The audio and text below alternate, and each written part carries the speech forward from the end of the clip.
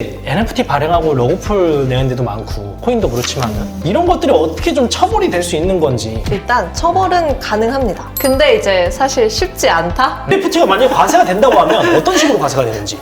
NFT가 가상자산이 될지 이제 네. 예술작품, 미술작품이 될지 어. 그거에 따라 달라진다고 볼 수 있는데요. 그래요? 이제 가상자산이 된다고 생각하면 지금 이제 가상자산에 대한 과세 얘기가 나오는 것처럼 네. 동일하게 이제 그 22% 과세로 가게 될 거고요. 구독, 좋아요, 알림 설정. 그리고 저희가 이제 뭐 장난으로 러그풀 얘기를 되게 많이 네. 했는데 요새 NFT 발행하고 러그풀 내는 데도 많고 코인도 그렇지만 이런 것들이 어떻게 좀 처벌이 될 수 있는 건지 이런 게 좀 궁금하거든요. 투자자의 입장에서 러그풀이 발생했을 때 대처법, 예방법이 사실 제일 중요하겠죠. 이런 걸 변호사의 관점에서 좀 풀어주실 수 있는지. 일단 처벌은 가능합니다. 근데 이제 사실 쉽지 않다? 정말 어렵다? 이렇게 왜? 보시면 될 것 같아요. 왜 어려워요? 이게 어렵다고 말씀을 드리는 이유는 첫 번째로는 상대방을 모를 때가 꽤 많아요. 코인에서는 익명으로 활동하거나 이런 것들이 잦기 때문에 우리가 저 사기 당했어요. 혹은 저 러그풀을 당했어요. 그럼 누가 그랬어요? 하는데 누군지를 몰라요. 누군지는 찾아주세요 하면 사실 굉장히 시간이 많이 걸리고 찾기 어려운 경우도 많아요. 이제 그래서 여기서 말씀드리는 예방법은 꼭 개발자가 어떤 사람인지 그리고 이거를 하는 사람이 어떤 사람들인지 코인을 만들거나 NFT를 발행하는 사람들이 어떤 사람들인지에 대한 정보를 뭐 홈페이지든 이런 데서 꼭 확인을 하시면 좋고 그리고 이력 같은 것도 확인을 해서 신원 확보는 일단 최소한으로 하시는 게 좋을 것 같아요. 근데 이렇게 신원 확보를 한다고 하더라도 네. 그 처벌이 어려울 수 있는 게 또 하나가 있어요. 당연히 러그풀이 일어나면 나 사기당했어 이렇게 생각을 할 수가 있잖아요. 네. 근데 처음에 내가 너한테 사기를 쳐서 혹은 내가 너의 돈을 뺏을 목적으로 나는 이 코인이나 NFT 같은 걸 전혀 개발할 생각이 없지만 너한테 속여가지고 내가 너의 돈을 꿀꺽하겠어. 이런 의사가 처음에 있어야 되고 고의성이- 이게 입증이 돼야 돼요. 맞아요. 고의성이 입증돼야 된다는 거예요. 그쵸. 이거를 애초에 처음부터 내가 나는 진짜 대단한 코인을 만들어 볼 거야. 네. 진짜 열심히 투자 자금을 모았는데 네. 하다 보니까 이게 내가 기술도 없고 잘 모르겠는 거야. 네. 그래서 뭐 어떻게 할 수가 없네? 아. 가 돼버리면 그래서 그냥 망해버리면 요거는 이제 사기로 처벌을 할 수가 없어요. 그럼 뭘로 처벌돼요, 그거는? 그거는 이제 투자자가 잘못한 거죠. 이건 제가 아닌 거네요? 네. 그리고 사실 이게 만약에 그 고의가 있었는데 이 네, 네. 고의를 입증을 하지 못하면 또 그것도 그냥 제가 아닌 게 되는 거네요? 그쵸. 그렇게 해서 이제 이런 증거를 잘 수집하는 부분이 필요해요. 어렵다. 그런 게 되게 어려운데 이 사람이 애초에 나한테 속이고 내 돈을 가져갈 목적으로 접근을 해가지고 이 돈을 모집해서 꿀꺽을 했느냐 네. 아니면 나는 진짜 열심히 개발을 하려고 했는데 뭐 어쩔 수가 없네 가 돼버린 거냐. 그러니까 예를 들면 주식을 투자를 했잖아요. 네. 근데 그 회사가 진짜 경영을 열심히 하려고 했지만 잘 안 될 수도 있잖아요. 네. 결국 시장에서 인정을 못 받을 수도 네. 있고 그럼 그냥 그 주식 가지고 있는 게 휴지 조각이 되는데 그러네. 그렇다고 이 기업인이 처벌을 받지는 않잖아요. 뭐 횡령이나 배임 이런 거에 걸리지 않으면 그쵸. 딱히 처벌이 되는 게 아니네요. 그쵸. 그래서 그렇게 해서 처벌을 받으면 처벌을 받을 수 있지만 네. 그거는 따로 이제 잘못을 했어야 되고 네. 내가 진짜 열심히 기업을 운영하려고 했는데 뭐 시장에서 선택을 못 받았어. 아니면 시장에서 악재를 만났어. 뭐 이걸 아무도 주목을 안 해줘. 안 팔려. 네. 이렇게 해서 이 기업이 망해버린 걸 가지고 이제 주주들이 너 이렇게는 할 수가 없죠. 그래서 내 돈 다 날렸어. 그럼 얘는 어떻게 됩니까? 이렇게 되는데 그건 이제 잘 보고 네가 잘못했다. 잘못 본 거다. 네가 잘못했다. 네. 네, 최근에 뉴스를 보니까 러그풀 관련해서 구속을 당한 사례가 있더라고요. 네. 그럼 어떤 일인가요? 캐슬 프로젝트 같은 경우는 왜 기망의 고의가 있다고 보여지냐면요. 이분들이 애초에 돈을 모으는 과정에서 이제 시세 조작 행위가 좀 개입이 됐다고 보여지고 그리고 또 자기들이 코인을 많이 가지고 있다가 가격이 높아졌을 때 프로젝트 종료를 하기 전에 팔아버렸어요. 그러니까 자기들이 이 돈을 챙길 목적으로 이 프로젝트를 했다 이렇게 우리가 의심을 해볼 수 있는 거죠. 그러니까 이게 사실 기망의 고의라는 게 판사든 뭐 경찰이든 형사든 다 마음을 들여다볼 수는 없잖아요. 네네. 그러니까 이런 정황들 실제로 개발자들이 막 코인을 많이 가지고 있다가 일정 순간에 가격이 올라가는데 내가 진짜 생각을 해보세요. 메타버스가 될 거야. 그러면 이 코인을 내가 가지고 있는 게 이득이죠. 그러네요. 근데 이거를 계속 조금씩 처분을 한다거나 아니면 한 번에 확 팔아버린다거나 하는 경우에는 나도 이 프로젝트 접을 거니까 이제 돈을 챙겨야겠다 이런 것들이 입증이 될 수 있다고 보는 정황이 인정이 될 수 있다. 네, 그래서 이제 이런 실제로 거래 정황이라든지 아니면 뭐 개발자의 행동이라든지 이런 부분들을 사실을 잘 관찰하셔야 되고 그거에 증거를 수집해야 한다는 게 있죠. 실제로 이분들이 처벌받게 하고 싶으시면. 근데 이제 고의성 입증 우리가 네. 할 수 있어요. 근데 할 수 있는데 네. 이 개발자가 만약에 해외에 있어요. 네. 이거 어떻게 해야 돼요? 우리나라 국민이 피해를 받은 거잖아요. 그러면 가해자가 해외에 있다고 하더라도 이제 우리 법이 미친다고는 하고 있어요, 형법에서. 근데 이게 원칙인데요. 실제로는 이제 러그풀을 일으키신 분을 잡아와야 되잖아요. 근데 그런 절차들이 사실은 굉장히 복잡하긴 하죠. 뭐 국제 송환이나 뭐 이런 협조를 거쳐서 모셔와야 되는 부분이 있기 때문에 네. 사실상 되게 쉽지는 않다고 보여지기는 합니다. 정리를 하자면 이 러그풀이 발생했을 때 이게 실제로 법적인 처벌까지 이어지려면 일단 기망의 고의가 입증이 되는 게 가장 중요하고 더불어서 이게 국내에서 신원이 밝혀진 상태여야지 좀 더 수사 진행이 쉽겠다라고 할 수가 있겠네요. 그러니까 사실은 굉장히 어렵기는 하죠. 어렵다. 그래서 이제 상대방이 누군지도 알아야 되고 말씀해 주신 것처럼 그 사람이 이제 한국에 있어야 처벌을 받기 쉬운 거고 이게 아닌 경우는 사실 되게 힘들긴 하죠. 아, 그렇구나. 그러면은 우리가 이 러그풀을 피하기 위해서는 뭐 어떤 게 좀 우리가 주의해야 되는지 이런 거 좀 변호사의 관점에서 좀 설명 좀 부탁드립니다. 첫 번째로는 이제 개발자 신원을 확인을 하셔야겠죠. 그리고 이 KYC. 개발자의 이력이 어떻게 되는지 이런 부분들을 확인하셔야 되고 그렇게 해서도 어떤 게 수상한 프로젝트냐 이런 거에 대한 좀 낌새 같은 걸 한번 생각을 해볼 수는 있을 것 같아요. 밈코인들 예를 들면 작년에 오징어 게임이 엄청 유명해졌었잖아요. 네. 근데 그거를 딱 뺏겨가지고 스키드 코인 같은 걸 했었던 거 네. 그거는 이제 사기로 밝혀진 게 컸죠. 왜냐면 네. 오징어 게임 코인을 발행하기 위해서는 사실 그 라이센스나 이런 걸 다 취득을 해야 되거든요.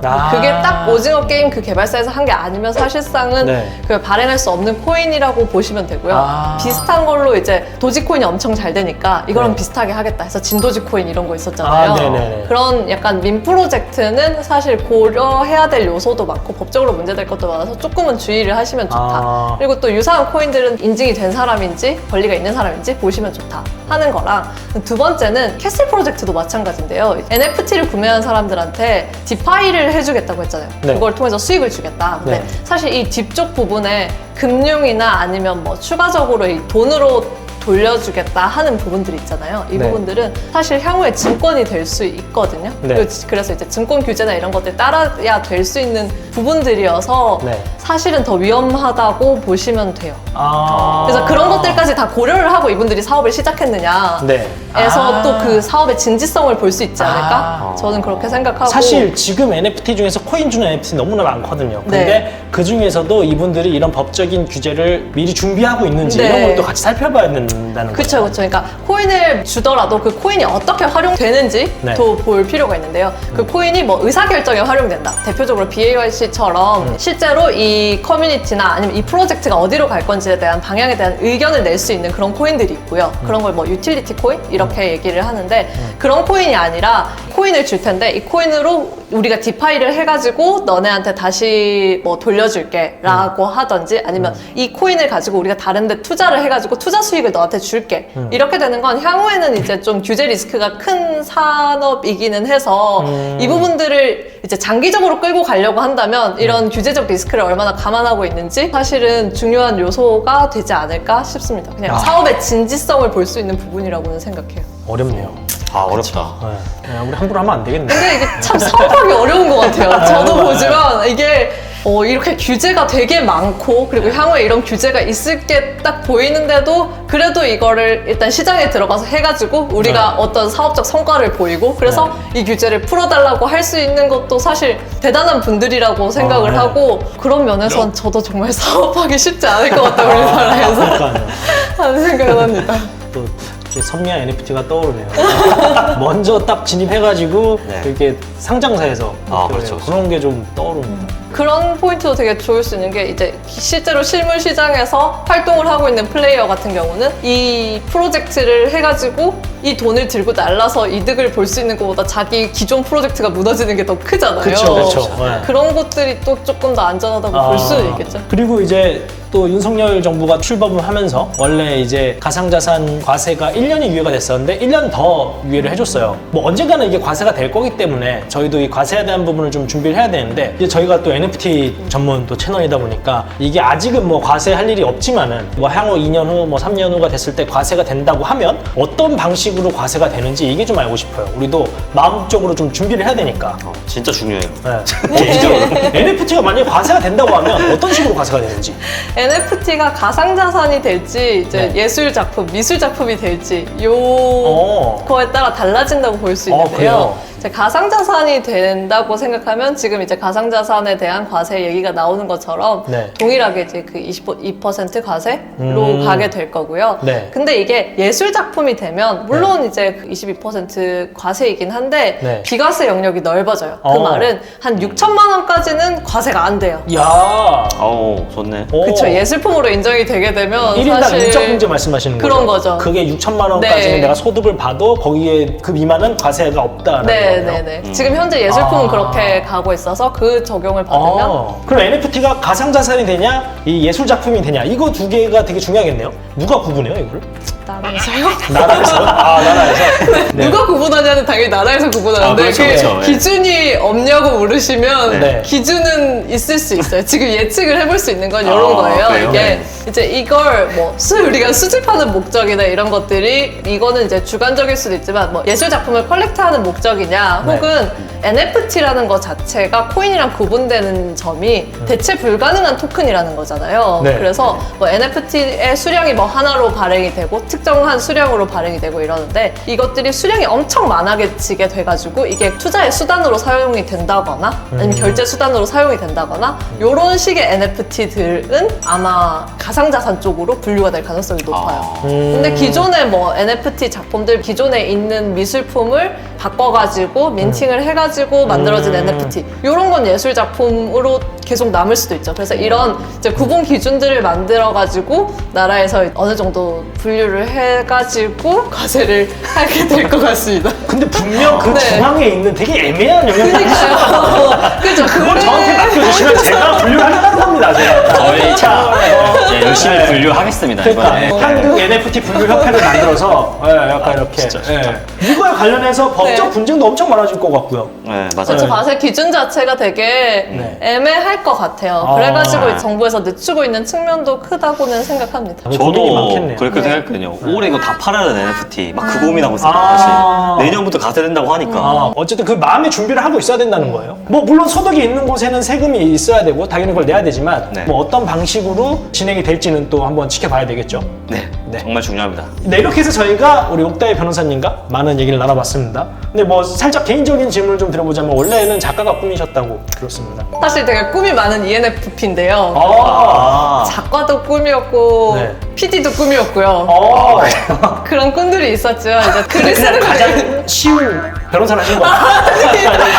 그렇진 않고 그러니까 그만한 작가와 PD를 할 재능이 없었다. 아. 하지만 이제 제가 뒤늦게 꿈을 찾아서도 네. 요즘 글을 좀 써보고 있기는 합니다. 글을 봤는데 되게 잘 쓰시고 그렇게 어려운 거를 엄청 쉽게 잘 쓰시더라고요. 그래서 역시 작가님은 좀 다르시다.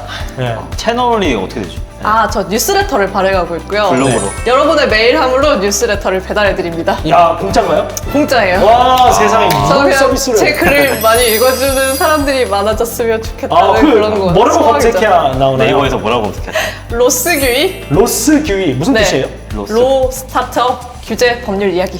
네. 네. 그리고 뭐 기업 또 실무자 입장에서도 투자를 이제 코인이나 NFT 받고 싶은 분도 한 문을 두드리면 좋은 도움이 되지 않을까. 네, 그쵸. 영상 보셔서 아시겠지만 굉장히 또 많은 해박한 지식을 갖고 계신 분이고 네. 이쪽으로 하시는 변호사분들이 뭐 거의 없으세요. 맞아요. 네. 아직은 많이 없으세요. 네, 또 우리 옥대 변호사님 많이 찾아주시면 또 네. 감사하겠습니다. 네, 강남에 위치해 있죠, 이게. 네, 이거 아까 뭐 저희 뭐 인트로 봤잖아요. 그럼 딱 가만히 정말 착 있는데 봉은사역 1번 출구 많이 네. 찾아주시면 되겠습니다. 감사합니다. 네, 감사합니다. 이렇게 해서 저희가 법무법인 미션의 옥다이 변호사님과 많은 이야기를 나눠봤습니다. 그러면 마지막으로 저희 코인버핏 시청자분들에게 그리고 코인이나 NFT를 발행해서 투자금을 만들고 싶은데 어떤 방법을 모르는 분들이나 법적으로 도움이 필요한 분들에게 한마디 좀 부탁드리겠습니다. 코인머피 시청자 여러분, 오늘 재미있게 보셨나요? 시청해주셔서 너무 감사하고 사실은 저도 열심히 공부를 하면서 뉴스레터를 발행하고 글도 쓰고 그렇게 하고 있는데요. 제일 기분이 좋은 순간은 글들을 읽고 되게 재밌었다 혹은 막 이런 걸 무료로 볼 수 있다니 너무 좋다 이런 얘기를 들을 때 저는 되게